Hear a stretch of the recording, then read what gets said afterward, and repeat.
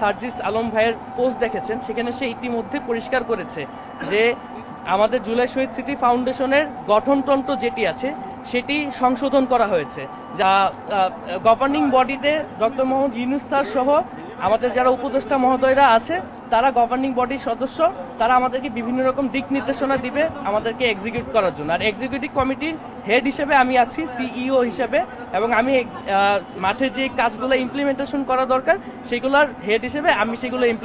Implementation করব। সেক্ষেত্রে এই যে গঠনতন্ত্রতে আপডেট করা হয়েছে তার ফলে জেনারেল সেক্রেটারি যে পোস্টটা, সেই পোস্টটার এখন কোনো প্রয়োজন নেই আমাদের যে নতুন গঠনতন্ত্র অনুযায়ী। সেই জন্যই সার্জিস ভাই যেহেতু অন্যান্য কাজেও ব্যস্ত আছে, সে নিজের থেকেই বলেছে যে জেনারেল সেক্রেটারি পোস্টে যেহেতু এখানে আর কোনো দরকার নেই, আমাদের ফাউন্ডেশনের কাজকে আরও গতিশীল করার জন্য সে নিজের থেকেই বলেছে যে জেনারেল সেক্রেটারি পোস্টের আর কোনো প্রয়োজন নেই, সেক্ষেত্রে সে আর এই ফাউন্ডেশনে থাকবে না। সে